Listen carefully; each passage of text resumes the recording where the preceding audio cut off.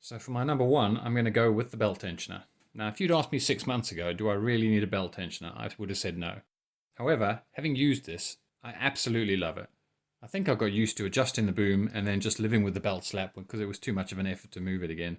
So now, when the temperatures change, all you do is you take a hex driver, you put it in a scrub screw and you give it half a turn and it'll take all that slack out. And the way that it works is the belt coming off the main pulley goes to the tail via this idler. This idler doesn't move. That's a fixed idler. Now where the belt returns from the tail pulley back onto the main pulley, it goes via this idler. And this is the idler that then picks up the slack.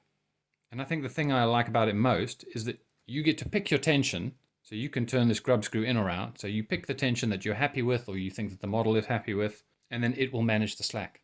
Absolutely love it. So my second favorite thing on the Tron 7 Advance is the motor mount. Now that doesn't sound particularly exciting. So what I'm going to do is I'm going to take it off right now and show you how easy it is. So that's 4 bolts on that side.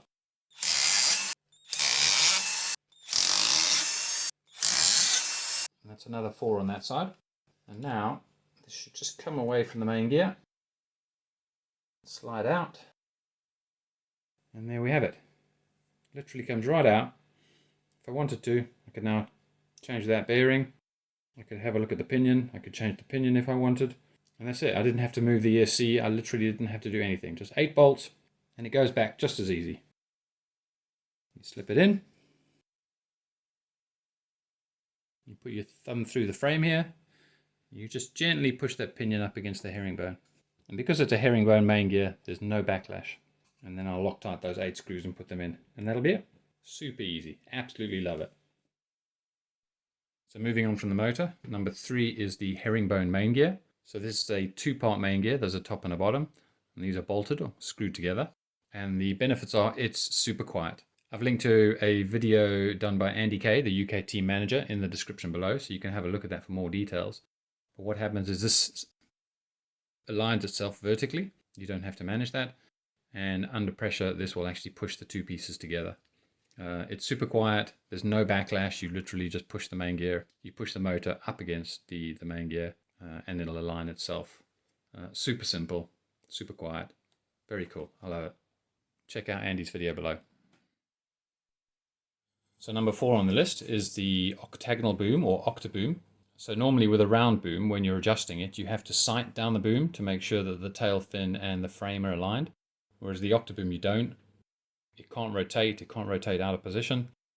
And it's super simple, super strong. It's literally 2 bolts. So these are the 2 bolts for the clamps. There's no pin, there's no slot that you have to line up. And although they've made this super simple, I mean those 2 bolts, since I've built my other models, I actually haven't moved the boom. Because the belt tensioner works so well, I've literally just tightened these 2 up, left it alone, haven't needed to adjust it. But if I did need to adjust it, 2 bolts, slide it in or out, no alignment, super simple. Love this as well. So number 5 on my list are the visuals. So the canopy, super bright. So if you do a lot of evening flying or cloudy conditions, this canopy stands out really well. You've got the super bright orange, but then you've got the windshield as well. So for orientation and visibility, it works really well. Comes with the white skids, which are brilliant. If you're doing things like skids in TikToks or anything where your skids in, the white shows up way better than black skids, which just tend to disappear because you're looking at the underside of the model. So white. The short skids, absolutely love them. On all my previous models, I've actually cut the skids down because I always thought they looked a bit long. And these skids are absolutely perfect. And the amount of rake that it's got, which is how much it tilts forward on the skids. So they've given it a little bit of rake so that the tail stays out of the grass. But it's not an undue amount of rake. It doesn't look odd in the air. It's actually a tiny amount of rake. So the visuals, absolutely fantastic. I fly it exactly as it comes out of the box. I didn't need to buy additional evening canopies to make it stand out. I didn't need to do any extra work. I literally built it, put a couple of 100 flights on it, and it's perfect. I absolutely love this model. So in conclusion, I couldn't be happier, and I'm going to enjoy putting even more flights on it. Until next time.